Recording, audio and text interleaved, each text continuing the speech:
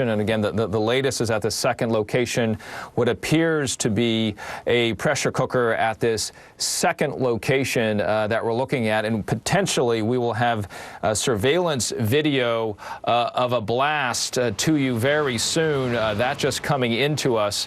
And that may be what Malcolm Nance was alluding to earlier. I believe we have on with us right now Jim Cavanaugh, former ATF agent, and we're getting this information here, Jim, and the second location being what appears to be a pressure cooker, and Jonathan Dienst so well putting it as one of those items that has unfortunately been in the vernacular of either organized or unorganized or lone wolf attacks when we look at terrorist situations across the country here in the United States and other places as well. What are you looking for at this second location that is now ongoing? Well, a pressure cooker bomb is going to spike any bomb investigator, bomb squad member right up. They're going to spike right up on that. In fact, the NYPD had a bomb squad officer, Brian Murray, killed with a pressure cooker bomb years ago from Croatian terrorists who had left it in a locker at LaGuardia. And I remember the case well. They took it to the explosive range at NYPD training to try to dismantle it. The hijackers were holding a plane, and it detonated on them when they were dismantling it, killed Officer Murray, severely injured some other NYPD bomb squad officers. So in the history of the NYPD bomb squad, a pressure cooker bomb has killed one of their bomb squad officers. You had what Jonathan said, Inspire magazine, the very first edition, they pushed, to use pressure cookers, and the Boston Marathon bombers did use pressure cookers. Now, all that said, pressure cookers are used by a lot of people. And they're used by a lot of people in cooking, and they're abandoned, and they're thrown out, and they're left on street corners. And, it could just be a pressure cooker. So we just don't know. They've got to treat it like it's a bomb. That's the way they operate. They're going to use the robots, remote entry. They're going to disrupt it with a pan disruptor or a shot from a slug. They're going to get in it. They're going to find out what it is. They're going to have everybody away. And then they're going to move from there. So first they got to find out what it is. Is it just a pressure cooker, or is there explosives inside? And so that's the big question right now. But it is very, very alarming to bomb squad officers when they see that kind of thing in the street, because, they know the history of the way these items were left. And, of course, on the heels of the explosion just blocks away. Yeah, and that second scenario of it just being a pressure cooker in the street, as strange as that might sound to many across the country who might be watching this story, if you've been to Manhattan, there are days where you'll see things in the street, whether it's piles of garbage bags or a mattress, a chair, a pressure cooker. That could be very much the case, because in the streets of New York City, of Manhattan, they're very narrow, and on garbage days or when people move at the top of the month, things are often left in places you would never imagine that would be left there. And we do hope, of course, that it is happening to be just a pressure cooker sitting there on the side of the street. And everybody's reporting everything. This is what happens whenever there's a bomb. Everybody's reporting everything, and we want them to. Police want those reports, but every item that was just passed by every other day is reported, and you have to check it out. But officers want that to happen. They want the reporting in case there is, something left around. See something, as we talked earlier. Exactly, and we know there's a bomber loose in the Jersey, New York area. We already know that. So it's very important to report it and to see what's going on. Hey, Jim, stand by for a second. Jonathan Dienst, more new information. Jonathan? Yeah, we have 3 sources now who tell us that the reason why this pressure cooker out on the sidewalk is causing additional concern is because it's not just a pressure cooker. There's apparently some tape, perhaps some wires. I've heard different versions from different sources about what else is protruding or is taped around the side of this. So I've heard different versions, but it's all the same church, different pews. It's not just a pressure cooker. There's either tape or wires or something else that is causing concern for law enforcement as they examine this. They have not gotten a good look. Is it just somebody taped it up because they didn't want it to knock over and fall in the street? Or is it a device? Or is it a hoax device? Unclear. That is why they're taking a hard look at this. But again, there is something either taped to it it, or there's tape around it, along with perhaps some wires. That is an image that is causing additional concern for the law enforcement authorities who are on scene dealing with this pressure cooker or apparent pressure cooker on the sidewalk. And 3 different sources giving me all different variations of what is causing that concern. But I just thought that was important to note as to why there's the added concern about this pressure cooker on the sidewalk. Very good note. We're 4 hours into what we believe that first explosion. Jonathan Dean, stand by. I want to get over to Tom Winter, NBC News' investigations. He is on site close to what this appears to be a pressure cooker that is out of the ordinary, perhaps wires or tape. What are you seeing there, Tom? Well, we've had a little bit of a change in posture since I last spoke with you. Officials here have moved us back, moved members of the media back, and the fire department has extended one of their fire hose lines to possibly be able to bring water down to where this device is. That's a technique that they use to either disrupt the device, or there's some discussion here that they may be putting this pressure cooker that Jonathan Dean has so extensively reported on, that they may be putting that inside of a containment vessel. Now, what's a containment vessel? It's a large sphere that is towed on the back of one of the police vehicles. So basically, they can put in something that they think a small, a pressure cooker, a backpack, something that they believe is suspicious, put it in there, and they can tow it away from here and take it to the NYPD's gun range, where they may take a look at it, or down at Bomb Squad, where they're headquartered in the village. But basically, they can get it away from this scene, and they can either destroy it intentionally, whether it's nefarious or not. And again, we want to be very cautious. There's nothing that's been confirmed that this is an actual second device. It may just be a pressure cooker on the sidewalk, but they can take those 2 steps. So we've seen a little bit of a change of activity here. We've been pushed back. Another thing I should note, while the NYPD is certainly more than capable of handling these types of incidents and have an extensive bomb squad department, the ATF, is here as well. So we've seen the ATF on scene. As police officials said at a briefing earlier tonight, the FBI is assisting them in this investigation. So definitely multiple agencies here and multiple people taking a look at this apparent pressure cooker, as Jonathan reported, and that's been found on the sidewalk. Tom, as you know, on these locations, when it's an active scene, is that sense of urgency that is in the voice or the way that law enforcement is moving. What's your sense of urgency that you're seeing there, or intention? What's that sense there? Sure. Well, I think in having talked with several bomb squad technicians in the past, including some that actually worked on the Boston Marathon case, the mood close to whatever device they're looking at or whatever suspicious item they may be looking at is one of caution. It's one of patience, if they can be patient, and so this is a time where there needs to be not commotion, not confusion, away from the scene where we are, just from the standpoint of having an awful lot of NYPD people here, having the fire department here, and having all the lights up.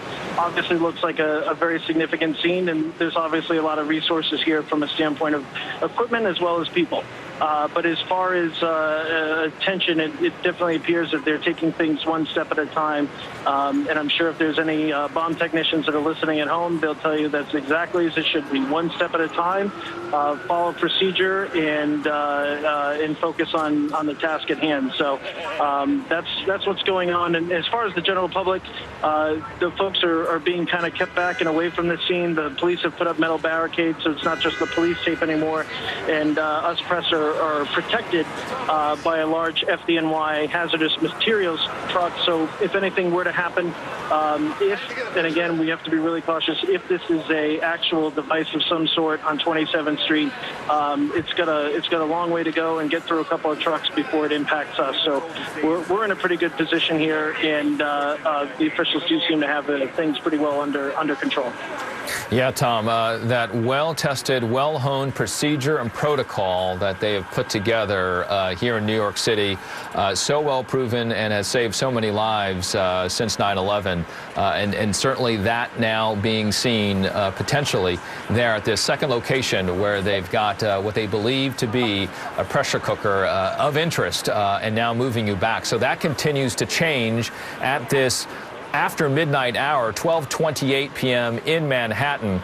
We're also getting new this hour some video of what we believe to be that explosion that happened at 8:30 p.m. I want you to watch this video first on the left-hand side, this video on the outside. Individuals that are walking towards the camera and then running away. And you saw the debris that resulted after what appeared to be, what we believe to be an explosion. After this, we have some video from inside. And this is across the street at a fitness place called Orange Theory. And again, this is across the street from what we believe the location of the explosion.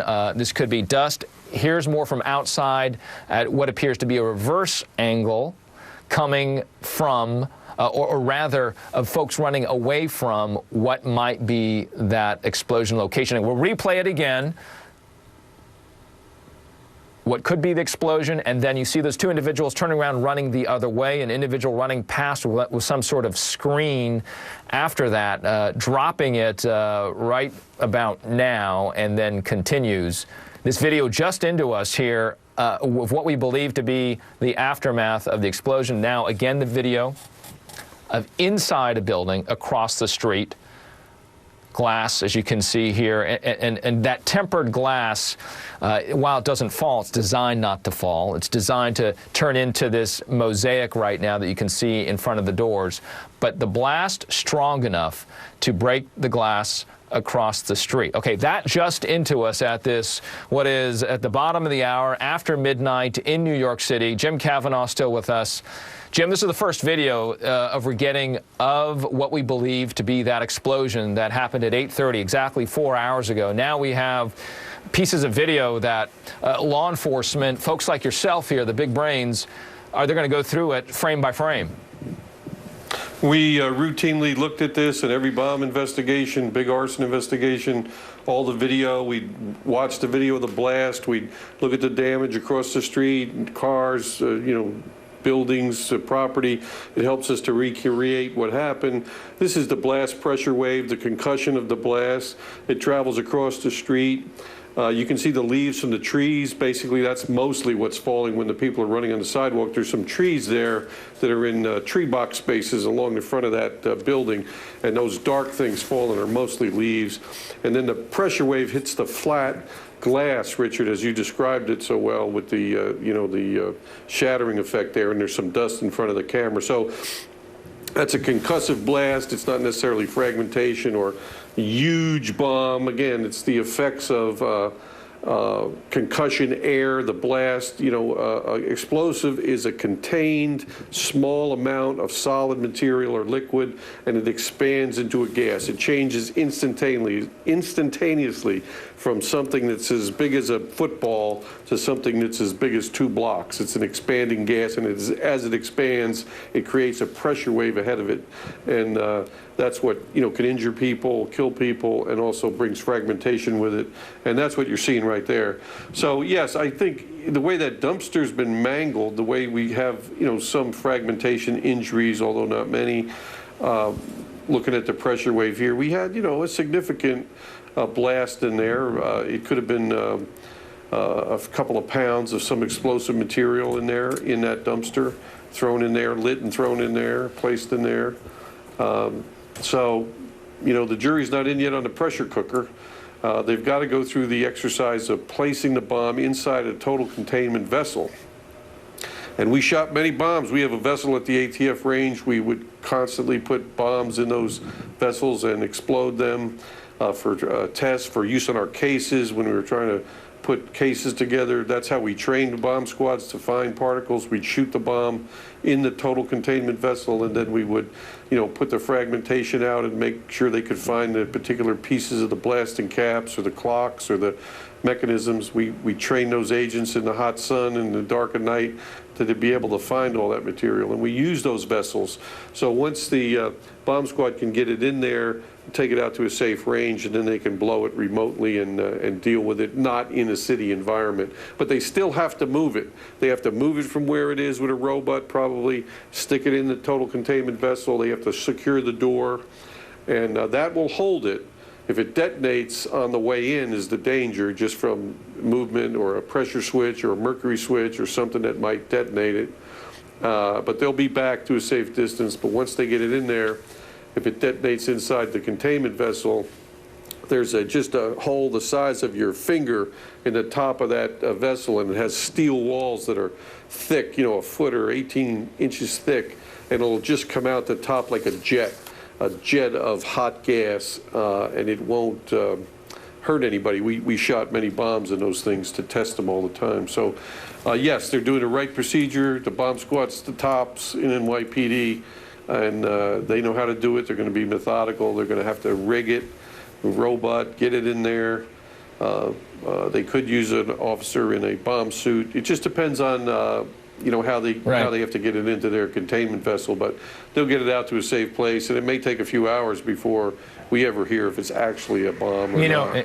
And what we're hearing here, Jim, is that it is in the containment vessel. Tom Winter is reporting that for us as you were speaking, that they have got it into that particular item, that suspicious device there, that it is now in the containment device. I want to go to NBC's Tammy Leitner. Jim Kavanaugh, stand by because I have another question about the video that just came in the last 5 minutes. NBC's Tammy Leitner, you've got some new information about what you're seeing on location there. Yeah, just in the last few minutes, police have started walking the block where I'm on. I don't know if you can see them now, but there's about a dozen police officers that started from this end walking down and started from the other end, and they've all got flashlights. They're searching the buildings. They're searching the garbage along the side of the road, stooping down, looking up high, looking low. It's almost as though they're trying to clear this block, and this just started within the last 5 or 10 minutes here. And also a few more crime tech vehicles have arrived. So it looks like they are going block to block, searching after that second crime scene. The pressure cooker, as you mentioned, was found. NBC's Tammy Leitner, thank you so much. The very latest, it looks like it's that location, still activity there. We also have that second location where we're watching Tom Winter. They've got that, what appeared to be pressure cooker inside the containment device. If it is an explosive device, they will try to attempt to dismantle it. Jim Kavanaugh still with us, and I want to get back to that new video that we just got in the last 5 minutes here, Jim. And as I looked at the time stamping in the upper right-hand corner, we're looking at, you know, around 8:31. As was said during the press briefing, the news briefing that came in from Mayor Bill de Blasio, as well as the police and fire commissioners as they were looking at it. And you said you've done this before, where you go through frame by frame by frame. And if you can, when you look at the video that's coming from the inside and you watch the doors move, because they kind of bend in, I don't know by how much, whether it's an inch or two, and then return to their normal state. What is it that you see as a professional, as a former ATF agent specializing in such bombs and the after effects thereof, the repercussions, that ball of gas that you're talking about? We were just showing that video right there. The way the glass moved in and by how much it moved probably tells you something, Jim. Well, you can try to estimate the power of the explosives. What happens when the blast concussion wave goes out, as I described, from a solid material, and it's inside the dumpster, it's creating a concussion wave. When that goes out, and goes out very fast, it hits those glass doors. It's called the explosion, and it goes out a couple of blocks. And it creates a vacuum. It takes the air away, basically, for an instant, and then there's an implosion. It comes back. So if you see the door go out and come back, it's coming back. Sometimes we would find debris that looked like, well, you'd think it would be blown this way, but actually it was blown this way from the implosion when the pressure wave, you know, the atmospheric pressure returns. So you can tell a little bit, Richard, here. You can tell probably that, you know, this device is not some gigantic, from the totality of the facts we're looking at, this is not some gigantic 100-pound car bomb there. We don't have a giant crater there. We don't have multiple deaths. We don't have, you know, buildings on fire. These windows would have been mangled and shattered. No, we have a smaller explosion here. inside probably, or just immediately adjacent on the outside of that dumpster. It's hard to tell if it was inside or outside. I haven't been able to see it clearly, but it would make the noise either way. It would make a loud noise like a cannon, whether it was inside or outside, just because the hollow chamber of that dumpster and the explosives itself. So you're going to get a very loud resonance. That's where everybody's hearing it. You get this blast pressure wave. You get the leaves falling, the concussion effects, and the injuries. So all that's consistent. That's what the bomb squad's dealing with. They know they've already had this. New Jersey's in the back of their mind. That's why they're dealing with this pressure cooker. You know, is it some smelly food somebody taped up and left out there? Maybe so. But is it an explosive device? And if so, then, you know, they've got to go into a different mode of investigation with the terrorist task force and the police and the ATF and FBI and everybody to find out, you know, what's afoot in Manhattan tonight.